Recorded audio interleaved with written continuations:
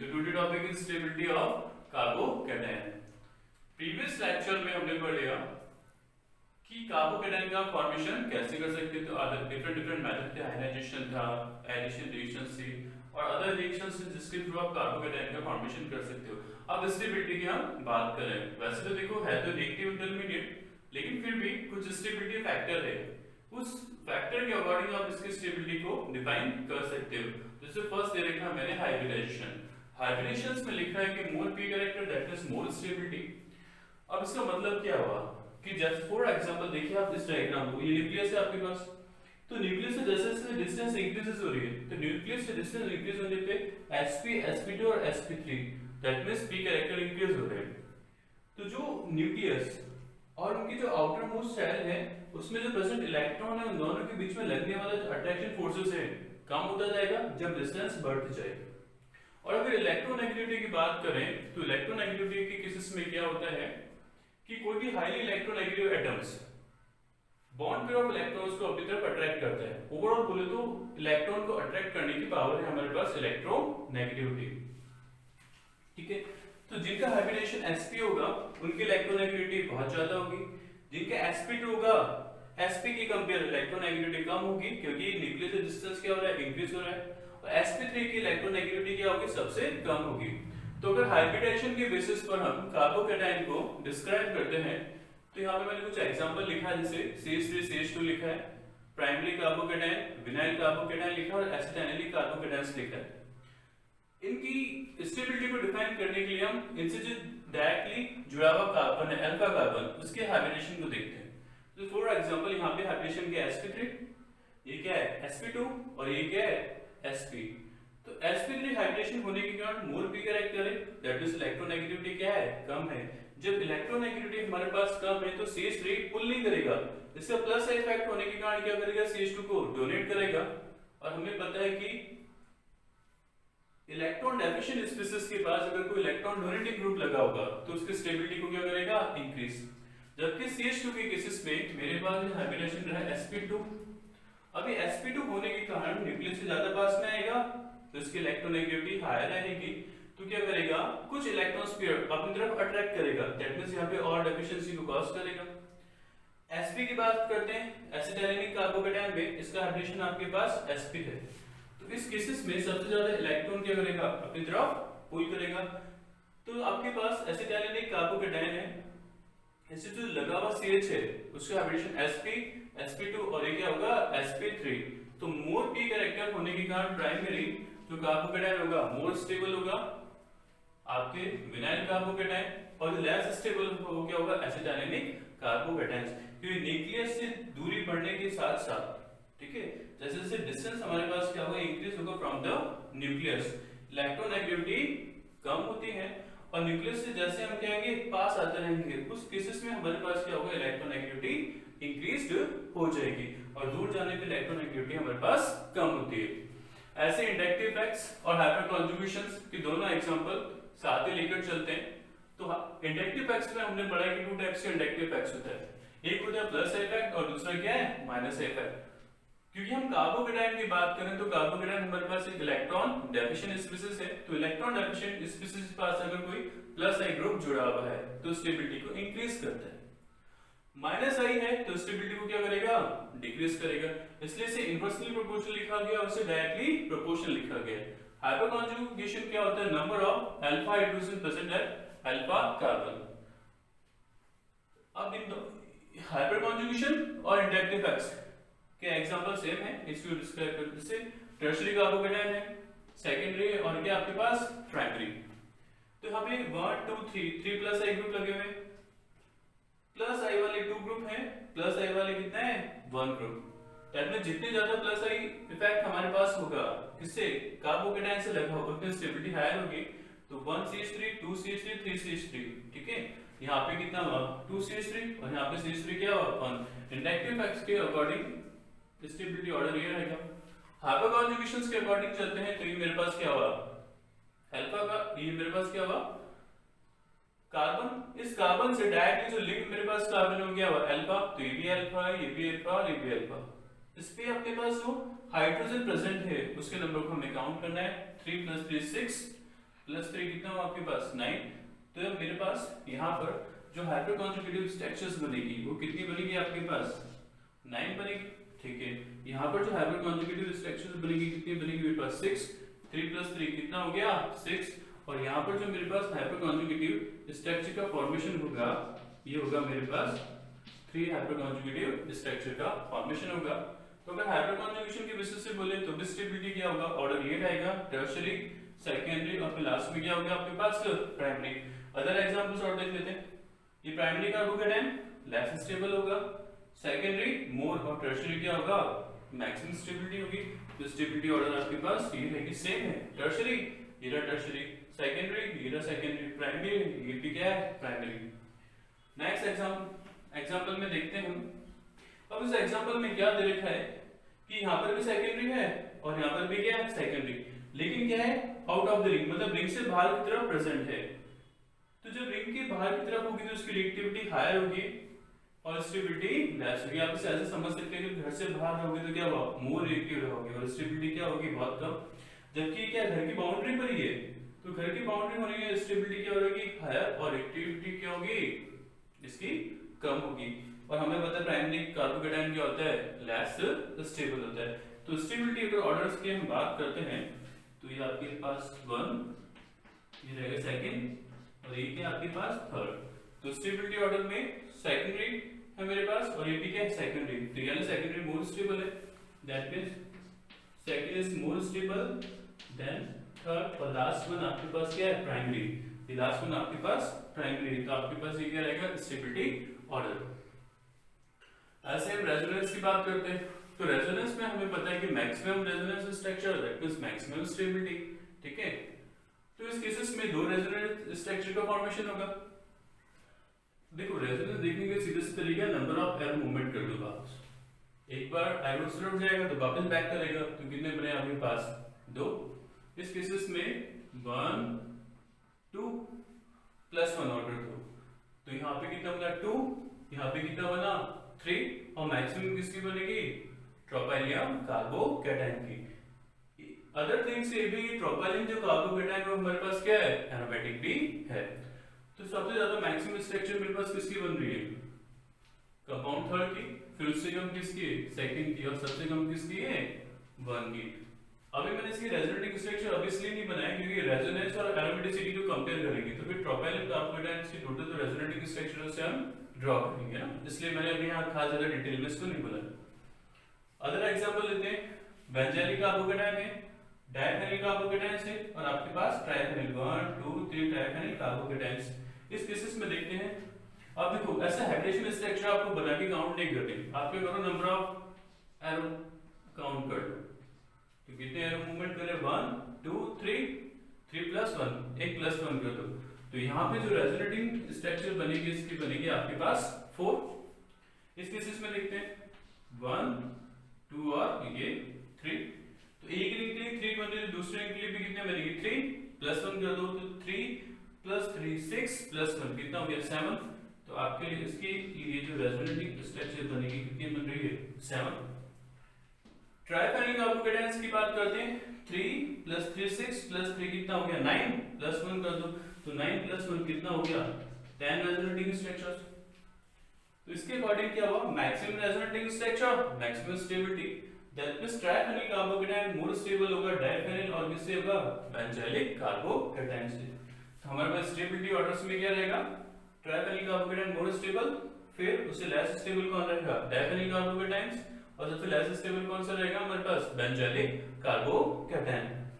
एक एग्जांपल और लिया है मैंने CH2NH2 करके CH2OET एथॉक्साइड है ना, ET मतलब एथाइल ग्रुप्स लिखा हुआ है, CH2SR सल्फर ग्रुप लगा हुआ है। अब इस केसेस में हमें देखना है कि मोर स्टेबल रेजोनेटिंग स्ट्रक्चर कौन सी बनेगी। हम सभी में केवल एक बार रेजोनेंस करके देख लेते हैं ना। तो ये आप सभी के रेजोनेटिंग स्ट्रक्चर ड्रॉ कर दो तो आपने किया CH2 डबल बॉन्ड NH2 आपके पास प्लस इसके लिए कौन सा ऑर्बिटल हुआ 2p और ये भी कौन सा ऑर्बिटल है 2p। इस केसेस में देखते हैं CH2 double bond O ET इसमें भी ऑर्बिटल 2p और इसमें भी ऑर्बिटल क्या है आपके पास 2p है। सल्फर के केसेस में देखते हैं CH2 डबल बॉन्ड SR, ये आपके पास क्या गया पॉजिटिव। अब देखने की परफेक्ट ओवरलैपिंग किसमें, क्योंकि रेजोनेंस से हमारे पास रूल्स है कि परफेक्ट ओवरलैपिंग आपके पास होनी चाहिए। 2p2p बिल्कुल परफेक्ट ओवरलैपिंग होगी, ठीक है। और ये रेजोनेटिंग मोर स्टेबल है, क्यों? क्योंकि तो यहाँ पे क्या इनकम्प्लीट ऑक्टेट है और इस केसेस में क्या है दोनों का कंप्लीट ऑक्टेट है। अब इस केसेस में देखते हैं 2p2p ओवरलैपिंग है, बिल्कुल यहाँ पर भी ओवरलैपिंग पॉसिबल है। यहाँ पर देखते हैं 2p और सल्फर का कितना आ गया 3p, तो 2p2p ओवरलैप होने के कारण ये रेजोनेटिंग स्ट्रक्चर मोर स्टेबल होगी, जबकि इस केसेस में भी हमारे पास 2p2p है, लेकिन नाइट्रोजन के कंपेयर जो ऑक्सीजन है इसकी इलेक्ट्रोनेगेटिविटी क्या है हायर है। तो इलेक्ट्रोनेगेटिविटी हायर होने के कारण इजीली अपने पेयर ऑफ इलेक्ट्रॉन्स को डोनेट नहीं करेगा। दैट मींस क्या बोल सकता हूं कि 2p2p ओवरलैपिंग क्या होगी परफेक्ट होगी as a compare 2p2p with oxygen, क्योंकि इलेक्ट्रोनेगेटिविटी नाइट्रोजन की कंपेयर ऑक्सीजन की क्या है हायर है। अब यहां पे बात करते हैं सल्फर के केसेस में, तो सल्फर में क्या है 2p और 3p, 2p आपके पास कार्बन का रहा, 3p आपके पास सल्फर का रहा। अब एनर्जी गैप प्रोड्यूस हो गया, ये 2p और ये क्या हो गया मेरे पास 3p, दैट मींस यहां पे क्या होगा परफेक्ट ओवरलैपिंग नहीं रहेगी। तो अगर इनकी स्टेबिलिटी की बात करते हैं तो मेरे पास फर्स्ट क्या रहेगा मोर स्टेबल, क्योंकि इलेक्ट्रोनेगेटिव डिफरेंस क्या है कम है, यहां पे इलेक्ट्रोनेगेटिव डिफरेंस ज्यादा है ऑक्सीजन के कारण, तो first is more stable, second और फिर लास्ट वन क्या रहेगा थर्ड। ये जो फर्स्ट मैंने लिखा है इनमें सभी में इनकम्प्लीट ऑक्टेट है, तो इसकी कंपेयर जो इसकी रेजोनेंस स्ट्रक्चर बनाई है मैंने CH2NH2 करके, CH2 डबल बॉन्ड OAT करके और CH2 double bond SR positive करके, तो मोर स्टेबल, इसकी कंपेयर क्या रहेगा लेस स्टेबल, और ये क्या रहेगा very less stable. Energy gap यहाँ पे बहुत ज्यादा है, यहाँ पे एनर्जी गैप ज्यादा नहीं है लेकिन इलेक्ट्रोनेगेटिविटी क्या है हायर है, यहाँ पे क्या इलेक्ट्रोनेगेटिविटी कम है। तो स्टेबिलिटी ऑर्डर में first is more stable, second is less और थर्ड क्या होगा वेरी लेस स्टेबल। तो ये आपके रेजोनेंस कंप्लीट हुआ। अब हम चलते हैं एरोमेटिसिटी पे।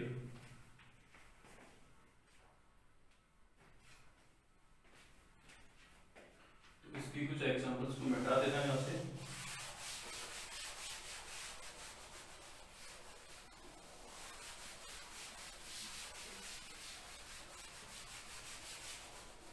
एरोमेटिसिटी की लिए हमें पता है कि हकल रूल्स को फॉलो करना चाहिए, मॉलिक्यूल क्या रहना चाहिए आपके पास प्लेनर रहना चाहिए।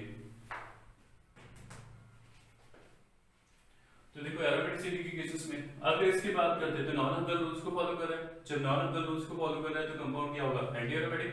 यहाँ पे क्या है sp3 हाइब्रिडाइज्ड कार्बन, तो आपके पास नॉन एरोमेटिक हो गया और ये क्या हो गया कंपाउंड एरोमेटिक, ठीक है। तो ये आपके पास एंटी एरोमेटिक कंपाउंड है, नॉन एरोमेटिक कंपाउंड है और ये क्या है एरोमेटिक। तो stability order aromatic is more stable than non aromatic और anti aromatic is very less stable. Propylene carbocation aromatic होता है, बिल्कुल ये हमें पता है, तो क्या होगा मोर स्टेबल। इस केसेस में अगर बात करते तो यहाँ पे ये कार्बन कौन सा है sp3 हाइब्रिडाइज्ड, sp3 हाइब्रिडाइज्ड होने की प्लेनली डिस्ट्रॉय हो जाएगी और मॉलिक्यूल क्या हो जाएगा नॉन एरोमेटिक। यहाँ पर नंबर ऑफ पाई इलेक्ट्रॉन मेरे पास 8 है, तो ये क्या होगा एंटी एरोमेटिक, ये आपके पास नॉन एरोमेटिक, ये एंटी एरोमेटिक। तो स्टेबिलिटी ऑर्डर आपके पास इस तरह से फॉलो करेगा। जैसे एक रिएक्शन और लिखे मैंने AgNO3 के साथ रिएक्शन करवाई जा रही है ना, तो हमें ये तो पता है कि काफी क्या आयनिक कैरेक्टर्स को शो करेगा, लेकिन यहाँ पर एक Br यहाँ पर है और एक Br यहाँ पर है। अगर आपने इस Br को यहाँ से रिमूव किया तो इस केसेस में क्या होगा कंपाउंड को स्टेबिलिटी को गेन नहीं करेगा, ये Br रहा और ये आपके पास क्या है, तो यहाँ आगे आपके पास पॉजिटिव और ये NO3 नेगेटिव। ये Br इजीली बाहर नहीं जाएगा, क्यों? क्योंकि इससे बॉन्ड डिसोसिएशन एनर्जी क्या है हायर है। रीजन है कि इसके कारण इसके स्टेबिलिटी पे कोई इफेक्ट नहीं हो रहा है। अगर ये कंपाउंड स्टेबल हो रहा है होता हो तो उस केसेस में क्या Br को इजीली रिमूव कर सकता है। तो इसके कंपेयर जो Br है इसको क्या करेगा इजीली रिमूव करेगा, क्यों? क्योंकि जैसे Br बाहर जाएगा ये sp3 कार्बन किसमें कन्वर्ट हो जाएगा sp2 कार्बन में। तो जो नॉन एरोमेटिक कंपाउंड है अभी sp3, अभी यहां पर ये क्या है मेरे पास sp3 है ना, फिर अगर मैंने इसकी HNO2 से रिएक्शन कराई और इस वाले Br को रिमूव करता हूँ तो इस केसेस में मेरे पास हुआ पॉजिटिव चार्ज, NO3 क्या बन गया negative, that means quasi aromatic compound का फॉर्मेशन होगा और ये Br यहाँ पर। तो इस Br की बॉन्ड डिस्ट्रीब्यूशन एनर्जी क्या होगी, लोअर होगी। तो ये ना रिमूव होगा, कौन से होगा, ये वाला Br रिमूव होगा और हमारे पास क्या होगा, नॉन एरोमेटिक कंपाउंड किसमें कन्वर्ट हो जाएगा, क्वासी एरोमेटिक कंपाउंड में, जहां पर ये आपके पास हाइब्रिडेशन क्या रहेगा, sp2 हाइब्रिडेशन स्टेट में रहेगा। तो ये आपकी ये एरोमेटिसिटी भी कंप्लीट हुई। अब कुछ बच्चों ने जैसे क्वेश्चन पुट अप किया कि सर रेजोनेंस और एरोमेटिसिटी में दोनों में एक ही चीज हो रही है, दोनों में क्या हो रहा है, रेजोनेंस सॉरी डिलोकेलेशन ऑफ इलेक्ट्रॉन्स हो रहा है, पाई बॉन्ड्स हो रहा है। तो इन दोनों में डिफरेंसेस क्या है, तो एरोमेटिसिटी को हम ज्यादा प्रेफरेंस क्यों देते हैं और रेजोनेंस को ज्यादा प्रेफरेंस क्यों देते हैं। देखो बात यहाँ पे जब रेजोनेंस की बात करते हैं तो चार्ज कंप्लीटली ट्रांसफर नहीं होता है, दैट मींस हर एक पोजीशन पे चार्ज ट्रांसफर नहीं होगा, ऑर्थो और पैरा पे मिलेगा आपको। जबकि अगर एरोमेटिसिटी की बात करते हैं तो हर एक पोजीशन पे क्या होता है, कंप्लीटली चार्ज शिफ्टिंग होती है यहाँ पे। कैसे, उसको हम एग्जांपल से समझते हैं।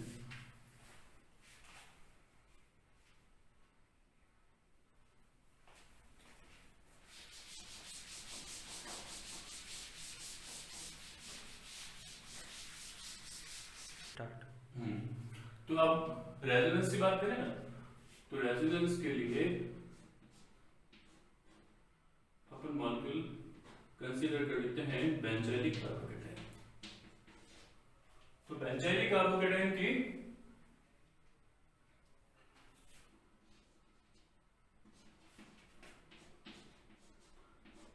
रेजोनेंस स्ट्रक्चर को अगर ड्रॉ करें तो ये हुआ CH2, ये आपके पास इस तरफ आप क्या होगा, बॉन्ड मूव करेगा, तो बॉन्ड के मूव करने पर आपके पास पॉजिटिव चार्ज यहाँ पे फॉर्मेशन होगा और ये आपके पास बना CH2, अगेन बॉन्ड मूव करेगा, इस केसेस पे पॉजिटिव चार्ज यहाँ बना आपके पास और ये बन गया आपके पास CH2 यहाँ पर। अब देखो पोजीशन की अगर बात करते हैं तो एक पोजीशन आपके पास ये रही, दूसरी ये रही और तीसरी क्या रही, ये रही पोजीशन। तो इसके रेस्पेक्ट में पोजीशन कौन सी गई, ऑर्थो, ठीक है, इसके रेस्पेक्ट में कौन सी गई, पैरा, फिर इसके रेस्पेक्ट में अगेन कौन सी गई, ऑर्थो, ठीक है, ये पॉसिबल है। लेकिन अभी एरोमेटिक कंपाउंड के केसेस में ट्रोपाइलियम कार्बोकेटाइन का एग्जांपल लेता हूं।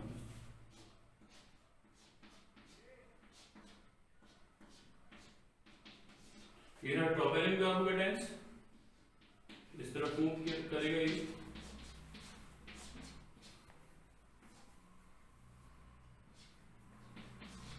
तो कार्बोकेटाइन यहां बना, फिर इस साइड पे मूव करेगा तो आपके पास कार्बोकेटाइन यहां पे बना, सॉरी ये आपके पास इस तरफ आ गया, ये रहा यहां पर, तो कार्बोकेटाइन आपके पास यहां बनेगा, आपने इधर मूव किया इसको,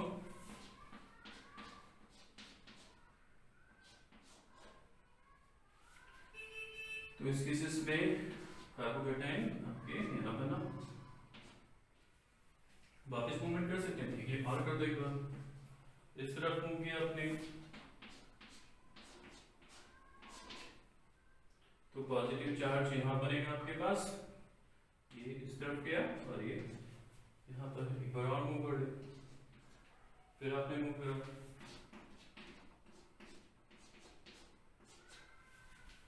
तो इस केसेस में पॉजिटिव चार्ज यहाँ बना आपके पास, ये रहा और ये ड्रॉ कर दो, एक बार और कर दो आप इसको,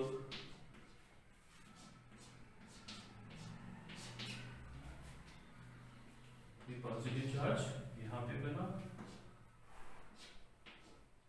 ठीक है, एक बार और मूव कर दूं,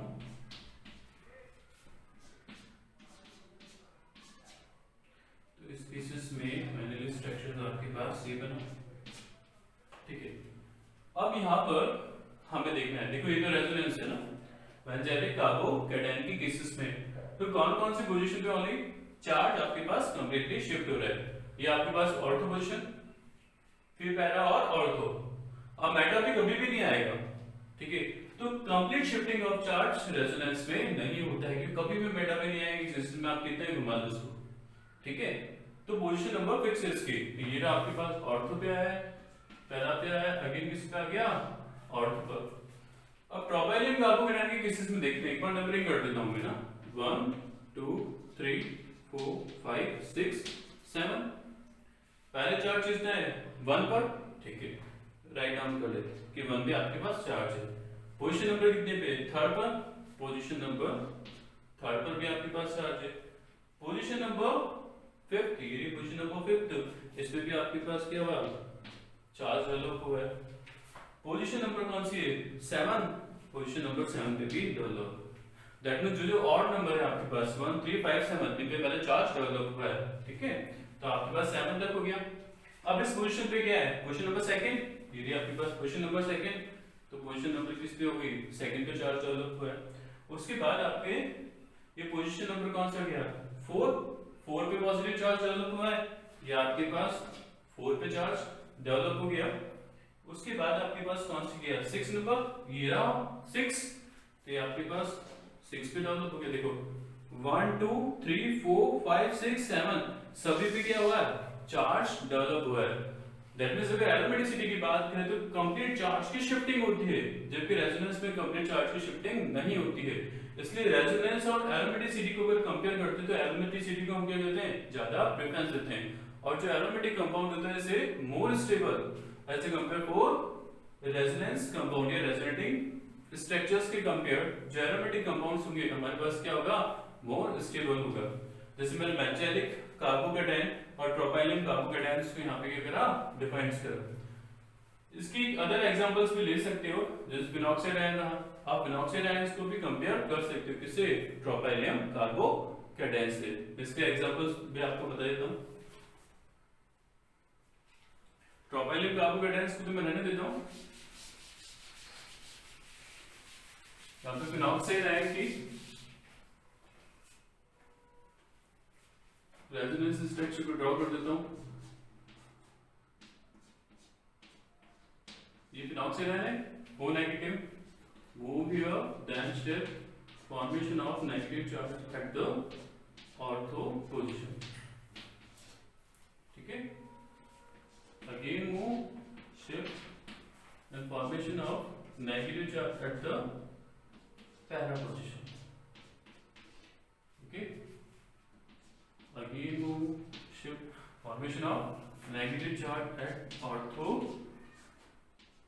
position, यहाँ भी पास ऑर्थो था और ये आप देखो इस केसेस में ये भी क्या ऑर्थो, पैरा और ऑर्थो, तो यहाँ पर भी हमारे पास क्या पोजीशन फिक्स है, ठीक है। तीन पोजीशन पे ओनली ऑर्थो, पैरा और ऑर्थो पर हमारे पास नेगेटिव चार्ज का फॉर्मेशन होगा, मेटल पे कहीं होगा नहीं, जबकि यहाँ पर क्या है हर एक पोजीशन में मेरे पास क्या होता है, कंप्लीट शिफ्टिंग ऑफ चार्ज।